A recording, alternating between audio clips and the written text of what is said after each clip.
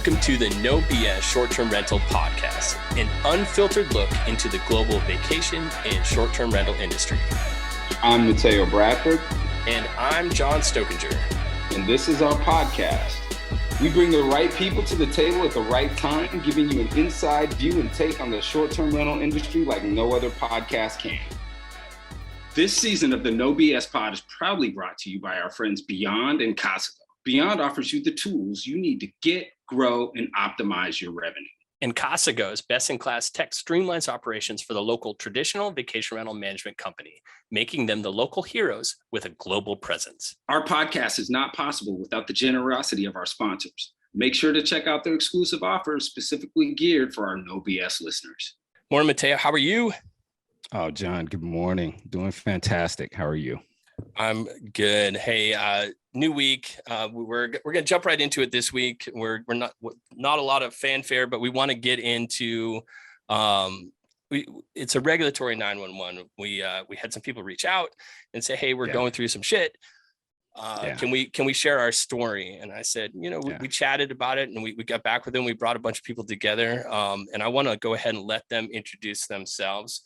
So let's jump right into it. But we're, for those that are listening, we're going to talk about the unincorporated Clatsup County Oregon area. We're going to talk about Marco Island, things that are going on in Marco Island. We're going to talk about the city of Atlanta, regulatory issues that are going on there. We're also going to go ahead and talk about the still ongoing issues with Steamboat Springs. And we might have a guest join us later in the show to talk about Honolulu and everything that's going on there as well. So without further ado, let's jump in. We'll have Brian and Marie talk about the unincorporated Clatsup County, Oregon, introduce themselves, and we'll kind of go around from there. I'm Brian Olsen. I own Beachcomber Vacation Homes in Cannon Beach, Oregon. We manage about 76 homes right now and getting ready for a battle. Unincorporated Clatsup County. The county just passed a new ordinance that allowed vacation rentals. Unfortunately, there's a bunch of NIMBYs that have decided that they don't like the new ordinance, and they are trying to get a referendum on the ballot for November to ban vacation rentals altogether, phasing them out as their permits expire. So Marie, and I'll let Marie introduce herself. I'm in Cannon Beach, and I take care of this Falcon Cove where this big group has come out of, and working on that. And Marie, I'll let you talk about where you're at.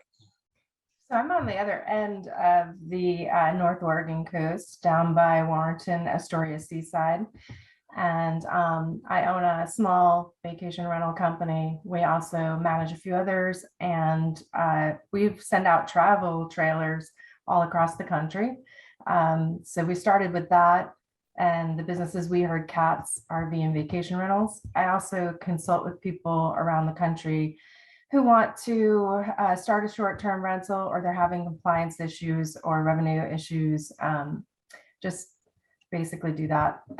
My husband, who helped me start the company, he actually works for Vacasa now, and he is the AGM for the Pacific Northwest and Washington Peninsula. So we're pretty entrenched in the industry. And I've been really successful at speaking to the county because I do fly under the radar. So maybe I'm a little less intimidating. Very active in the community where I'm at. Thank you. Thanks for the introduction. And without Brian doesn't really. You're also the president of Northwest VRP, correct? Yes, I became president of Northwest Vacation Rental Professionals. We have about 80 members now and growing. So that I was vice president last 2 years. And now I'm president, so we're working on some of those regulatory issues as well through NWVRP. Awesome, thanks for sharing. We'll dive into it, but I want to kind of quickly go around, make sure we have everyone introduce themselves. We also have Mark from Marco Island to talk about some of the issues that are going on there. Mark, how are you? I'm well, thanks, John, and thank you, Mateo, for this opportunity. So Mark and Marco, I had to change my name in order to take over the territory. I'm with iTrip Vacations. It's a franchise model, so my wife, Sarah, and I own the rights to the Marco Island territory. For those of you who may not be familiar, we're in Florida. We're just south of Naples. And interestingly, last night I was speaking in front of City Council. Currently, there is no restrictions in the city of Marco Island to limit duration or frequency of rentals.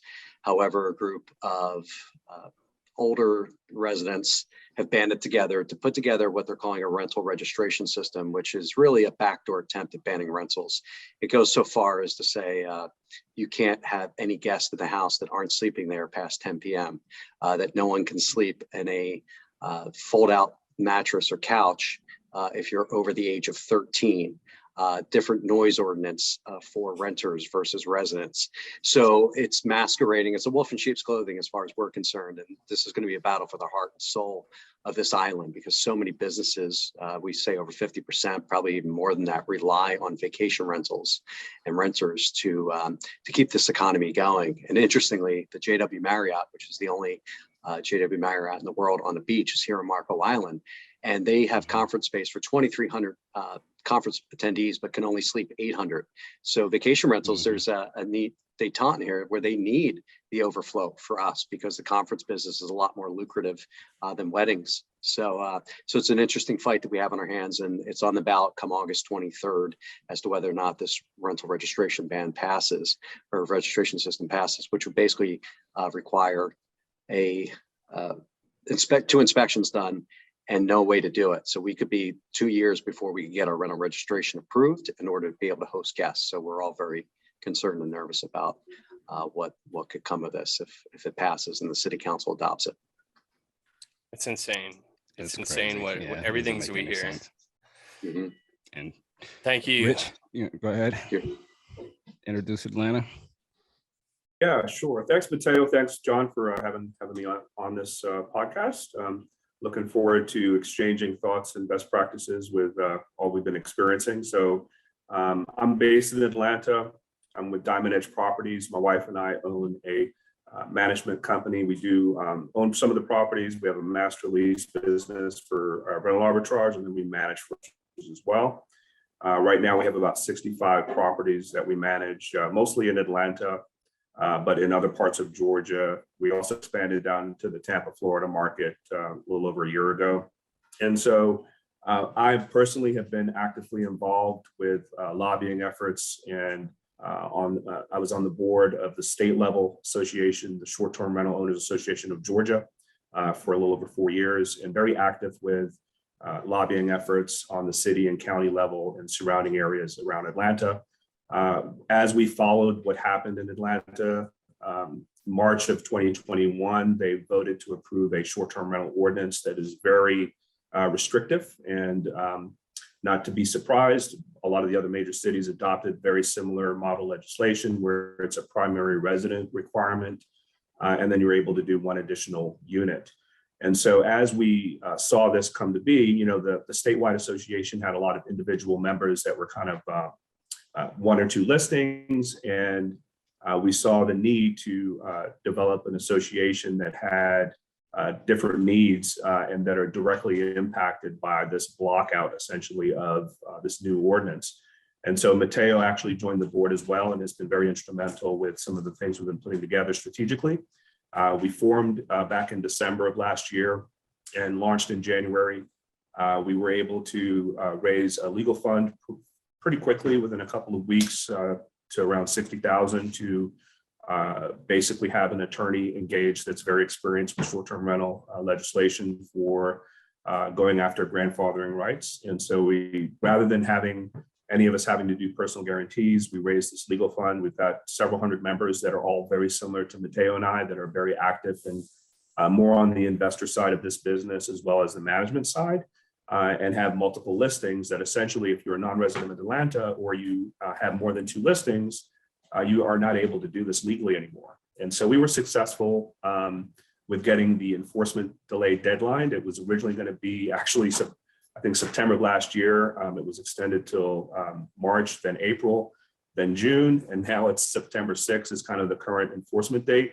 And we're currently negotiating with the city planning department, legal department, and the mayor's office regarding legacy rights as a starting point. Thanks, Rich. Insane. Crazy. And especially because Atlanta went from nothing to ridiculous in a short amount of time. So, and that's not something we, that's what we hear everywhere. Like they go from nothing to like full, grip on. It's not like there is no nice ease into regulations. It's more like, hey, by the way, we're unhappy, and now we're going to go ahead and put a grip on it. We want to introduce our last guest, potentially last guest. We might have one more joining. Sarah Bradford, thank you so much for joining us. We know, but I'm not sure if everyone knows that's listening, that you have exited out of the short-term rental, vacation rental world. Yay! Congratulations! Watching, big deal. Back in April, and she sold. But you were, and maybe still are, heavily involved, but definitely were heavily involved with Steamboat Springs. We'd love to hear your story, and we brought you on because you've been in the trenches for a long time, battling. Hi guys, thanks for having me on. It just hit me when you said from nothing to ridiculous. That could be the title of this podcast, because that's what happened in Steamboat. Because there were no regulations, we got really bad regulations. So I'm a big proponent of having some regulations that you can point to. Otherwise, you get in really big trouble. But the fight in Steamboat Springs is very much still going on. In fact, heated even more. So I wish I could tell you I solved it all and have the magic answer. But instead, I just sold my business. Screwing them out. Not because of that, but it did wear me down. I spent about a solid year fighting in Steamboat for some sort of data-driven regulation. So in Steamboat, they hadn't even registered any vacation rentals other than about 200 and some private homes you had to register. You had to register a standalone home in these certain zones. That's all they had ever done. They didn't have any registration. And I think it's like the perfect storm we've all talked about is COVID helped us in so many ways. Like the demand went way up, and all the government help and all the things. But COVID also brought everyone to our destinations, especially tourist destinations. Everybody was at home, the locals and the tourists. And then the locals were afraid of the tourists because they didn't want to get COVID. So it created this horrible situation of noticing vacation rentals way more than before in Steamboat, at least. And then in Steamboat, the prices of homes went skyrocketing. I mean, to get a decent home in Steamboat is now $2 million. And so we have all the local workers are moving away. They can't find housing.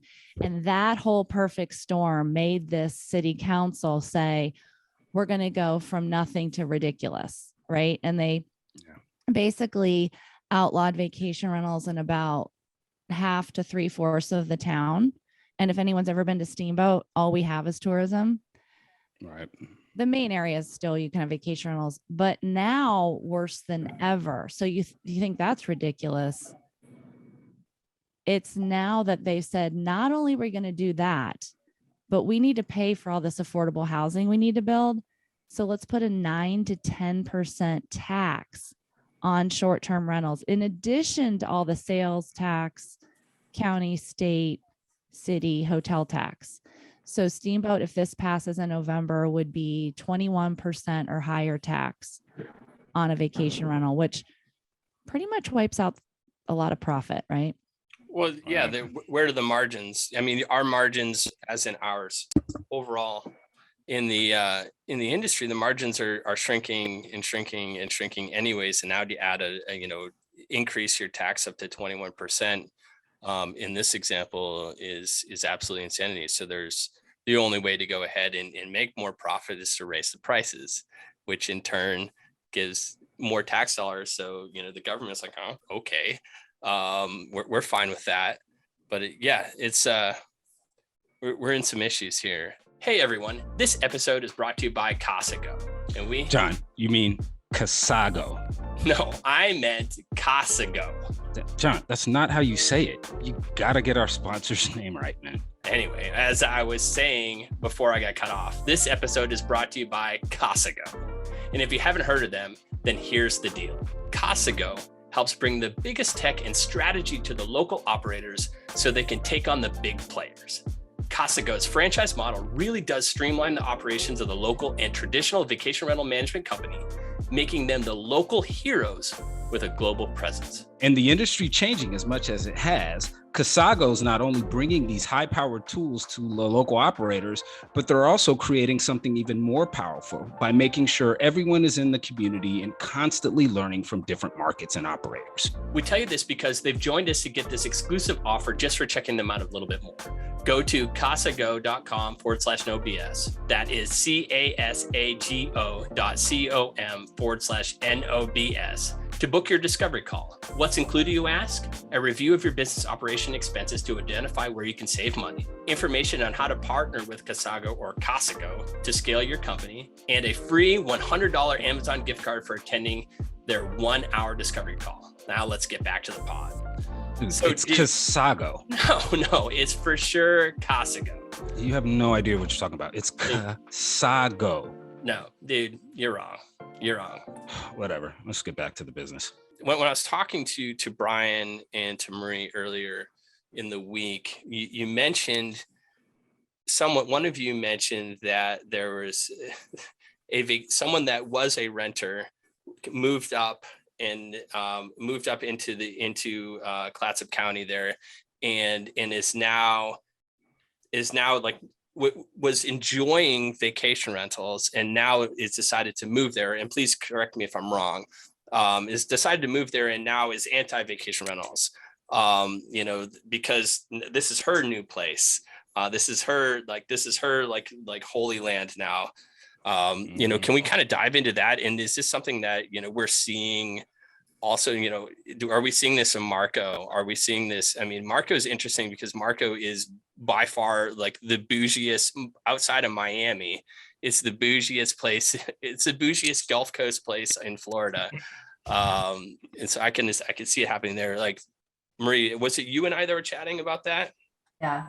So one of our properties is in Surf Pines, an HOA community, but we purposely purchased it because the CC&Rs were not running with the land. So it's essentially an HOA that was established just to keep up roads and grounds, and less restrictive CC&Rs equate to better for short-term rental, and also typically a county will see it as more valuable of a home because people don't like restrictions. They don't want to be told what color to paint their door or what kind of landscape they need to have. So the HOA doesn't have that. But this particular person moved here from California. She is a prominent person. She has her own business and she lets everybody know that she has that business. I met her on the day of her closing. She came to one of the HOA meetings, and the first thing she was looking to do was to move the person's RV that was across the street from her. That had been there for quite some time. In fact, it was there when she looked at the property. And so a couple of us looked at each other and thought, we're kind of in for it here. And so she went from trying to get the CC&Rs changed to now she is a pretty prolific, really active in this community for restricting short-term rentals. And she runs around really quoting some misinformation stating that short-term rentals are only owned by people who are rich. They're only owned by big investors, which is hardly the case. I mean, I consult for people all over the country, and most people are having to rent their homes so that they have some place to retire to someday. In fact, some people are doing that and they're willing to live in a smaller apartment while they're trying to afford this house that they're renting out. So at the same time she's running around saying this, she's driving around in her bright yellow Corvette through the community. But the locals are buying what she's saying because for the longest time, operators are just have their head down, right? It's a grueling business. We're all trying to survive and we're all trying to comply.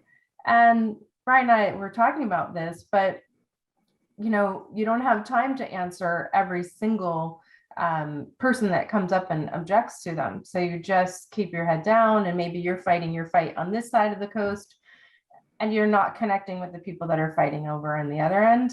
And meanwhile, these people are connecting up and they're getting pretty powerful.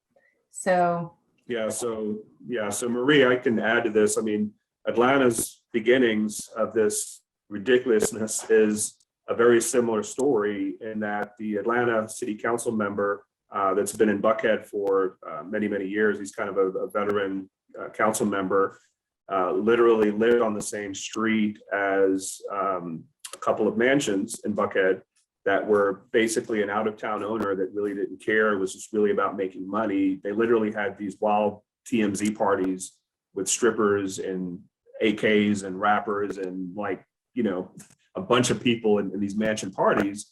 And it was his initiative on this council over the last 2 or 3 years. He started with, let's just do an outright ban of short-term rentals. And obviously gravitated to this 1 or 2 horror stories of this particular owner of these 2 properties, and essentially that's where it got started. And unfortunately, the platforms, including Airbnb, they're looking at this thing as a win because the starting point was we want to do away with them altogether. And so the concept of, okay, well, if you allow a primary resident to do it, and they can do 1 more property, that's wonderful. But forget about the fact that it's going to knock out about 50% of the current listings in Atlanta. And so unfortunately, it's a lot of this is a very similar story. It's 1 or 2, bad actors that cause the unnecessary attention to what we know statistically is a very small percentage of what happens in our space. Right. And to add to that, Rich, too, just to speak on Atlanta, the data is not supporting the narrative at large. VRMA has been helpful, very helpful to AMSHRA and us in funding studies and supporting the advocacy efforts of our group. And so we've actually been able to see the data and understand, yes, Atlanta's got a housing issue like most cities in this country do. Do we play a part in that? A very small part, yes. And we understand that as the professionals in the space. But the difference is also we're willing to, play and pay for our part in that space responsibly and be good neighbors and do other things. What's really tripping up people into Atlanta, and I think one thing that you brought up, Maria, Sarah, was the COVID pandemic. And I saw it real time in the legislation, in the city council meetings, where you had council members during COVID talking about the people who were coming and visiting in Atlanta and were in her building, and this fear of, poorly managed STRs and this commingled narrative of parties and party houses that had already been legislated. Atlanta has a party house ordinance, a very strict and actually a really good ordinance that separates those people, and again, I do mean those people who operate those party houses and are the ones that give the whole industry a black eye and are not the professionals in this space, not us in this space, but they're the ones that get all the attention, the negative attention. And that's still people's primary fear. Oh, we don't want this in our neighborhood. We don't want this here. We don't want that there. They're not speaking to the data that really shows that, hey, we're a significant number of the revenue that's generated and creating jobs within this community. And this group is clearly the responsible professionals that holds and has a standard and operates within that space. But we're still, there's no separation in this space. And, that's one of the biggest things that we're working on in Atlanta is to get a real, being the advocates that people go to for the real information, the real data, and, being good neighbors and being good community members, in which we really want to be and are willing to work with the city, willing to work with our neighborhoods, and willing to work with our neighbors to bring something that's comprehensive and that makes sense. And that is not, like I said earlier, just ridiculous. Have you spent hours determining what rate you should charge at your short-term rental property? Of course you have. This is a huge part of the vacation rental business, and it can be tricky knowing if your place is on par with other properties in the area. But now you don't have to wonder. You don't have to worry. And that's because it's so much easier pricing out your properties with Beyond Pricing. Here's how it works. Beyond uses a dynamic pricing tool along with in-depth market research to make sure your property gets valued exactly how it should be. They take dozens of factors into account, including your property's location, other rental rates in the area, any amenities on your property, nearby attractions, all of the things that most of us just wouldn't think about when pricing our own properties. That way you don't miss out on profits and your guests feel confident in the rate that they're paying, so they come back again and again and again. That's a win-win. And it gets even better. Beyond's platform is easy to use, so you can save time and think about other areas of your business, or enjoy your free time a little more now that you won't be stressing out about the rate you're charging. There's a reason why hundreds of single and multi-property owners trust Beyond's platform to determine what they should charge guests. Beyond is dedicated to the short-term rental community. It's where their business was born, and it's where they intend to stay. Don't wait, get the profits you deserve. Go to gobeyondpricing.com/no-bs for a free portfolio assessment and a $30 credit when you sign up. That's go.beyondpricing/no-bs. Thanks for listening. And now let's get back to the episode. Well, and Mateo, to work on that, one of the things I've been trying to do is, in our market especially, there is a real difference between short-term rentals and second homeowners that have a vacation home. Yep. Vacation home owners do not have to comply by any rules, ordinances other than trash and noise. So we've got a compound. There's 5 homes around a tennis court in the south end of Cannon Beach that I used to get complaints about my short-term rental I managed, because this family had a family reunion twice a year. They'd bring 50 to 75 people in. They'd party all night. There were kegs everywhere. It wasn't a short-term rental issue. It was a vacation home issue. It was a second homeowner issue. And so trying to educate people on that, because the data does show if it's a professionally managed property, we don't have the problems. If it's a short-term rental, things are taken care of. And so trying to educate people on there's a difference between a short-term rental and a second home, vacation home, has been one of my key things in our area. We have crazy regulations in Cannon Beach where you can rent once every 14-day period, which means we're a week on, week off in the summer. Our council said, gee, you're only paying $75 a year for a permit, so let's go to $500 in one fell swoop, because they wanted more cash. But I agree with Sarah in that we do need some regulation. There are things, Maria and I have talked about certain things that going to the commissions and things and saying, okay, these are smart regulations. These are things that will help this industry. And we're willing to make those compromises. I think we have to get out of the it's all or nothing battle, which is what the non-STR people are. They're all or nothing. And we have to come into it and say, hey, here's the deal. You know, let's work on it. Let's have some compromise and get us. One of the biggest issues is we're never at the table. It's all the antis that are at the table. They never invite the people that have the knowledge of the industry going on, because they know a lot of time we're bringing the data and the things that are correct. And this is where I want to jump in, and we've been kind of beating this drum for over a year now on this podcast. You know, anytime we're talking about regulatory issues, it's super, super important to go ahead and before there's an issue, there will be an issue in your community. I don't care where you're listening, there will be some sort of regulatory issue that you're going to have to deal with in your community. Make yourself known. Introduce yourself as, you know, whoever you are to your municipalities and say, hey, this is what I do. I'm a professional. Please, you know, let me be a resource for you. Make friends with the people, the decision makers or the influencers in your community, and be an influencer, be a decision maker, and help, you know, like before it's too late. It will become too late, or it's never too late. It will become harder to go ahead and, you know, to get your footing in these communities if you haven't established yourself as the go-to person or a go-to group of people in your community, because you've already been established. You've already gone ahead and extended that olive branch. You know, I think part of this problem starts with, you know, a lot of the commissions and like local governments, they don't have a lot of experience. I mean, look at how much our industry has grown in just that period when, right, COVID happened. I mean, so it was already building up in the last 5 to 10 years, but that explosion during a time when we really should have been like, you know, calm. And then people's behavior was explosive too, because they were completely locked up. And I think these local governments don't have a lot of experience with short-term rentals. So you do need that seat at the table. But when you have a community of local people who have real concerns about what they're experiencing, you can't meet them with, it's not happening. And you can't be afraid to talk about it for fear of you're going to lose your permit. And that was one of the ways that I reached our local government, our commissioners, was that, it's like being bad stepchildren, right?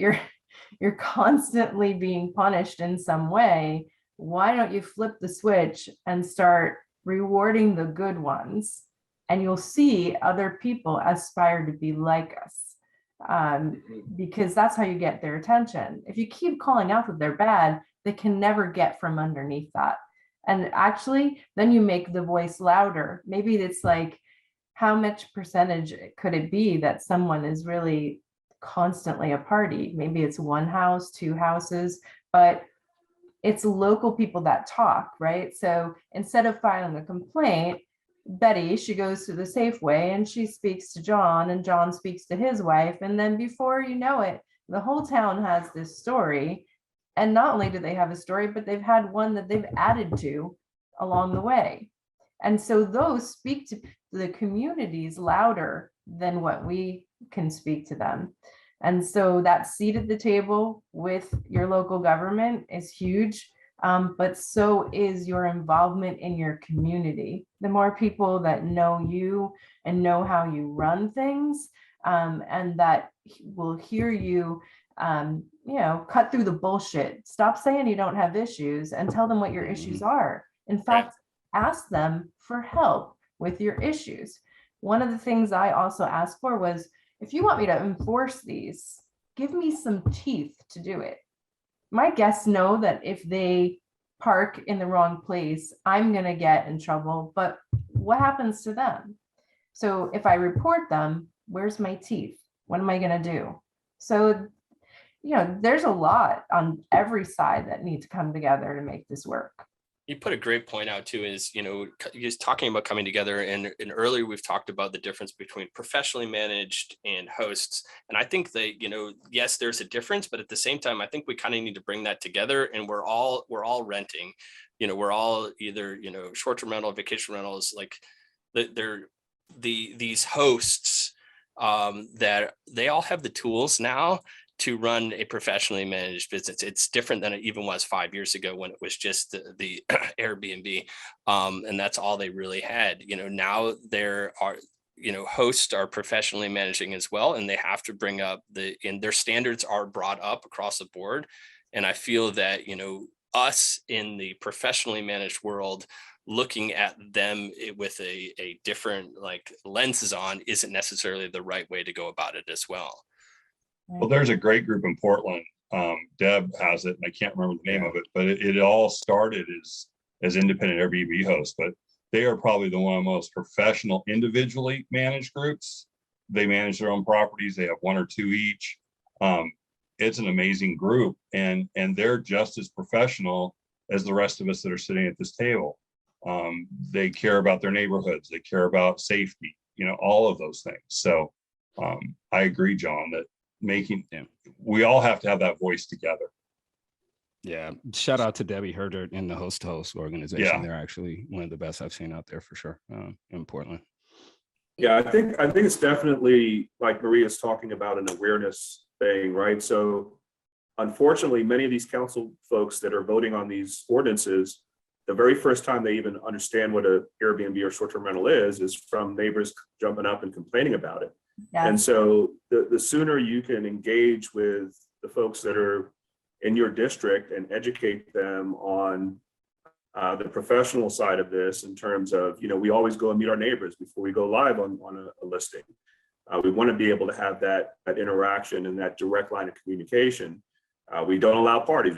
We've got quiet times from 10 p.m. to 8 a.m. I mean, we use technology, noise detection devices. So all this stuff that you or all of us kind of use to run our businesses, those folks know nothing about it. And all they know is they hear these bad stories. And so I think the sooner you can engage, like John was saying, with your local council folks and kind of just have those conversations about what you do and how you do it, the better you're going to be. Because when these things get voted on, it moves very, very quickly. And you don't want to wait until you're in rush mode to kind of have those conversations and participate in some of the hearings. So that should just be a regular general part of your process in your city or your county, just as a general rule, especially if they don't have any ordinances on the books yet, so that you can kind of get ahead of it. Yeah. So this is Sarah again. In Steamboat, so take our community. I noticed over the year with everyone saying, well, this neighbor, we had this issue. It was loud. The trash was everywhere. The bears got into it. The problem was there was no way to complain. So all it became is what Marie's saying, is that was rumors at the grocery store. So the council members said they were getting accosted at the grocery store, being told a story or two. And what it came down to for us was, let's have a complaint line. Let's go ahead and do that so we can see where these problems are. And when I even dug into what property are they really talking about, it came down to 2 of 3,000 in Steamboat. And that's the problem, is if you can't use data to show where the problem is, then it becomes that everywhere is an issue. And it really became 2. And I reached out to one of the owners. I found the owner, which city council never does, right? They just hide behind it and say, oh, there's problems. And I reached out to the owner and she's mortified. She didn't know that the company that was managing her place was being so irresponsible. She changed management companies. She got ahead of it. Why can't these cities, towns, whatever, go after the problems, right? Like the big party mansion you're talking about, and deal with the issue instead of removing all that tax money and getting rid of all the vacation rentals. And that gets back to, if we're talking about tips and tricks, one would be get the city to get a complaint line and show the data before doing any regulation, and show that you're interested in solving the problems. Be okay with a 3-hour resolution time. Be okay with 24/7 person in town that can deal with it, because that is what you need when there is a party or there's a loud dog barking or whatever. The other tips and tricks, though, is to put names and faces around these people and talk to city council and your community in what benefits them. They don't care that you're making money on vacation rentals. The second homeowner is a villain. Let's just call it that. At least in these communities, we tend to not like the second homeowners. It's not okay, but that's how it is. Talk to them about how it benefits them. What does city council get out of vacation rentals? Can you guys name that? Think about it. They get money. They get tourism. Tourism helps businesses. Talk to local businesses about what tourists do for them. Talk to the locals about how this helps them. You know what? You're going to have to start paying more for all the things you love in Steamboat if you don't have this tax money. Do you understand that? Stop talking about how it hurts you, because nobody cares about how it hurts you. Right. You guys agree with Great that? point. Yep. Yeah, no one gives a shit. And, not only what do they get, but what do they don't get when it's no longer there? Like, what happens when this ban does happen? What's the data behind that? I love your data, collect data, in a complaint line. I think those are amazing ideas. And it's got my brain going a little bit, actually. I got a question, Sarah. Like, how come, and and I'd say this is because of the experience that you have in the industry in my short time and being in this space, we look to, organizations. City council members get replaced. One of the things that we're dealing with in Atlanta is we got a new slate of city council members that all of the work that we've been doing before, now we're dealing with a new city council, a new mayor, right? But the thing that hasn't changed is us and the people who are in this space. Now, Amsterdam is new, but the people who are here are people who have been in this industry for a while, who have been here. Like, why why aren't we the premier voice within this space? Why aren't we the ones pushing the PR in the way, from VRMA on down to the local organizations? Why don't we have control of this narrative? Why are we allowing the others to come in with bad data when we have good data and the real data, right? And we've done all this research. Why is our voice muffled so much in this conversation? Yeah, well, I think it's what Marie touched on is we've all been really busy. And when I had to focus on this for a year, it took away, luckily I had a great team, but it was basically became my full-time job. So I do believe super strongly in local groups like you guys are talking about to collect this data. I unfortunately had no help from some of the organizations you mentioned. Don't expect Airbnb to come helping. Rent Responsibly was actually awesome for us. Yeah, shout out to Dana. Great. It's more that they really organized our group, pushed us to do the things and offered services and that. But when it really came down to it, I had a big map in my kitchen of Steamboat, and I was putting dots where every vacation rental was that I got from Key Data. Key Data was actually really helpful for us. And I was doing the overlay, this overlay like see-through thing, and I brought it to the council. And this is the thing is councils, mayors, whoever, they only want to hear from us. We are their constituents who vote. They do not want to hear from Verma. One person stood up from kind of, maybe he's on the Verma board at our meeting and said, VRMA, you should look at their studies. They like rolled their eyes. Like, who cares who that is? They want to know what their constituents think. So unfortunately, everybody, you have to get out and get your own data, and you have to share that data. The one win we had, I do want to share because it did work. They had put this moratorium on all vacation rentals, homes 2 years ago, or I guess a year and a half ago. And 10 of the streets were absolutely ridiculous. They were $1 million homes near the resort. You could walk to skiing. They never were intended for residential. And we went crazy on data and looked at which homes were owned by locals versus second homeowners, and were able to prove and use data to show a low local density. And we convinced that council to take those 10 streets out of the moratorium. And it was a fight, and it was painful doing the data analysis. But at some point, at least a reasonable government group, which reasonable and government doesn't seem to go together, but when they can't fight data. Okay. So that's what I want to say to everybody is arm yourself with information, and arm yourself with information that helps city council. They were able to defend why they took the 10 streets out. If they can't defend it with data, they're not going to do it for you. Does that make sense? Yeah. But I think it's just that we're busy. And to put this together is a major, major effort.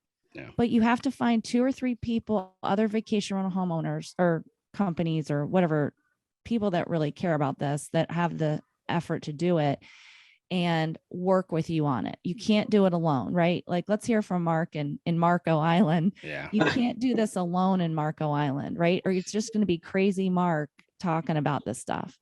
That's a great point. Yeah, we live on an island, and sometimes you feel like you are on an island by yourself. And this has been a nascent issue. I mean, it's back in 2015, the group that's agitating currently had gone after vacation rentals. I wasn't here at the time, but they went after condos and single family homes, came up with an ordinance, but they worked through the city council. This time they're smartened up and they put it on the ballot to be voted on.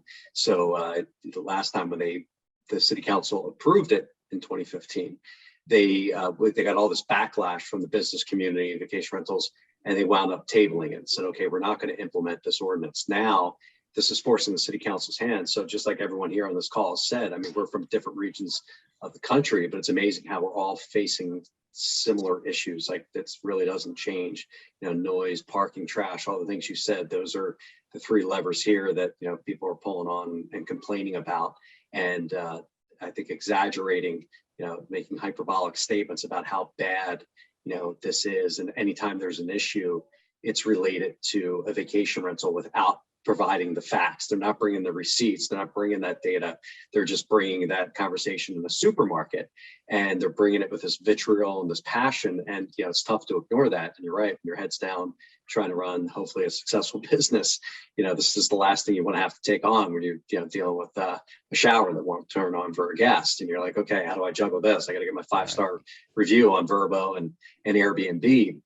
And I'm going to have to talk to Marie offline, because I'm convinced that this woman that she was talking about owns a property on Marco Island, because the same exact thing that she said, we have one of the leaders of the Take Back Marco, and we're questioning who you're trying to take it back from, but she's been here for 2 years and came down from Illinois and is a proud member of the Tea Party. And I made the comment last night in City Council. I was like, well, it's interesting. I was like, I guess it's don't tread on me, tread on thee. So, it's for her now, it's like, shut the bridge down into Marco. I'm here.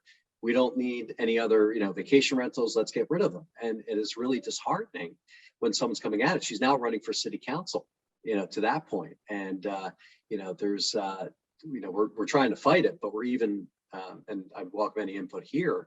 Last night at the city council meeting, of course, you have the vacation rental managers like myself that are passionate, because if this passes, could almost put us out of business or really curtail what we're doing. And we've been reaching out to business owners to say, okay, especially the restaurants, there's a lot more restaurants here than you need to have if this is just a community of currently 17,000 full-time residents is the estimate, and they think just over 50,000 in the peak season, which is February and March, and then January and April, things are still busy, about 50,000. So they said the island sinks a couple inches during our peak season. But getting business owners to come out and speak last night, people that when I spoke to a month ago at the Ace Hardware and said, hey, listen, you know what this is about? It's not a rental registration system. This is a rental ban. It's masquerading as such. And they said, yeah, no, absolutely. And then we're going to go out and talk, be out of business. And then made a couple comments on Facebook and Nextdoor and all the vitriol that came back at them. And they didn't show up at the meeting last night to talk about, the impact on their business. Now, I firmly believe there'll be a no vote, come next month. Yeah. But it'd be helpful to sway hearts and minds, because I can say what I'm going to say. Of course, Marco that does vacation rentals is going to fight for this to be legal. But what about the people downstream that deal with this? And I have been going around the island. I've spoke to our 3 supermarkets on the island, which you won't need 3 supermarkets if you don't have vacation rentals. And I feel like that Kraft and Heinz should be donating tens of thousands of dollars to our cause, because think of all the ketchup and mustard and mayo that aren't going to get sold, that we wind up throwing out because there's a couple squeezes from the bottle and thrown out. And then the next guest comes in and buys that ketchup, mustard, and mayo all over again.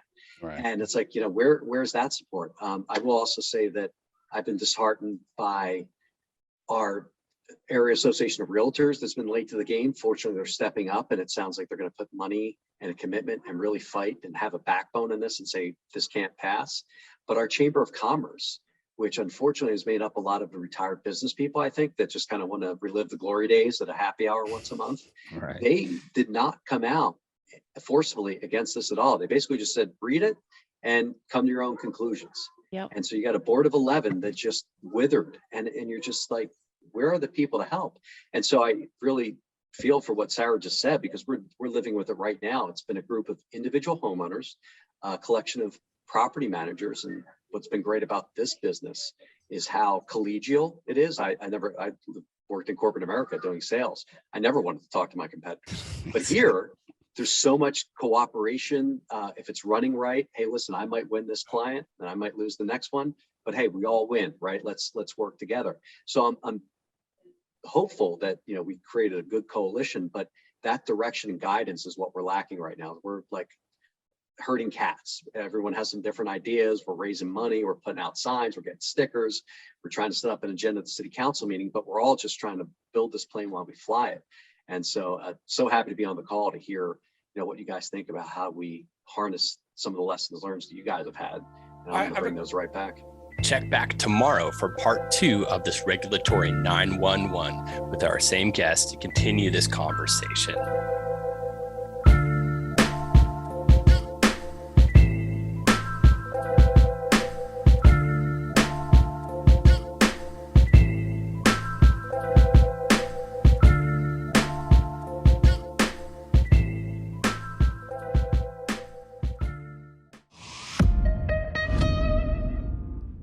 This podcast is a Hospitality.fm production.